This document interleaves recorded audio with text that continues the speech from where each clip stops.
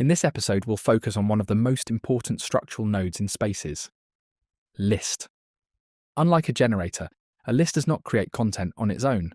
What it does is hold multiple elements and send them forward, which makes it one of the clearest ways to scale a workflow without repeating the same process again and again. We'll look at two examples so you can see how it works in practice and why it becomes so useful as projects grow. Let's start with a simple case. Imagine we have a poster mock-up with the word bonjour, and we work for a company that needs the same design adapted for several European markets. We want to keep the same proportions, the same layout, and the same typography style, but replace the greeting in each version without rebuilding the image one by one. This is exactly the kind of task where a list can simplify the whole process. As always in Spaces, there is more than one valid way to begin. In this case, we'll start with an assistant and ask for a simple list of common greetings in the most widely spoken languages in Europe. The important part here is not only the request itself, but the export format. Instead of exporting as text, we export as a list. And as soon as we do that, a list node is created automatically to the right. Inside the assistant, the result may still look like a normal written answer. But once it becomes a list, those items are no longer just visible text. They become structured elements that other nodes can process one by one. Before we continue with the example, let's pause for a moment and look at the node itself. Even when it is empty, its structure already tells us a lot. At the center, it simply says that there are no elements yet and offers two starting actions: add text and add media. A list is a container. It is not a creative tool by itself, but a structural step that holds multiple items and passes them forward.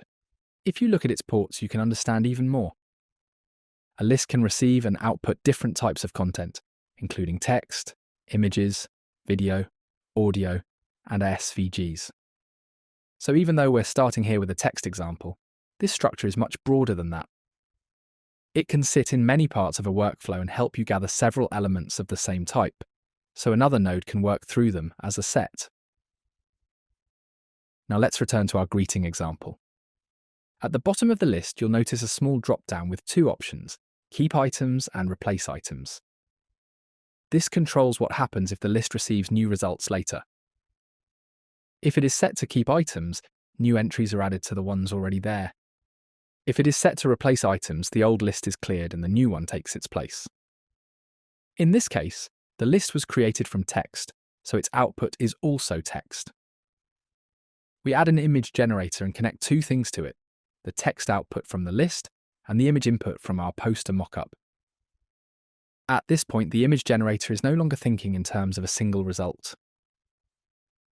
It understands that it has to run once for each item in the list. Then we give it a prompt that makes the instruction very clear: keep the exact same mockup, preserve the proportions, layout and typography style, and replace the word using each greeting from the list. The list is not changing the design itself. It is multiplying the execution.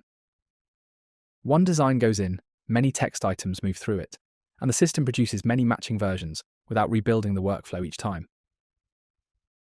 Once we run the node, another list is created automatically, this time containing all the generated poster versions. The first list was input-oriented. It held the text items we wanted to use. The second one is output-oriented. It holds the images created from those items. Both are lists, but they sit at different moments in the workflow.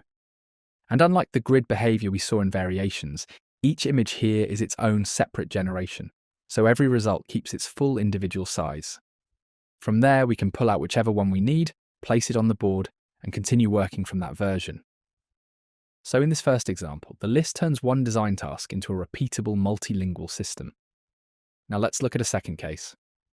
Imagine we upload several images to the canvas that we want to use, for example to generate videos or continue building from each scene. We arrange them and group them. Now let's say all of these images have a very low resolution, and we need to improve their quality to continue working with them. If we try to connect that group directly to an image upscaler, you'll notice that it doesn't work. And that's because, even though those images are grouped visually, they are not structured in a way the system can run through them as a sequence. So instead of upscaling them one by one, which would be slow and repetitive, We open a list node. Then we connect the image output from that group to the image input of the list. And as soon as we do that, all those images are automatically gathered into a single structured list. From there, we connect the list to a single image upscaler, choose the settings we need, and run the node.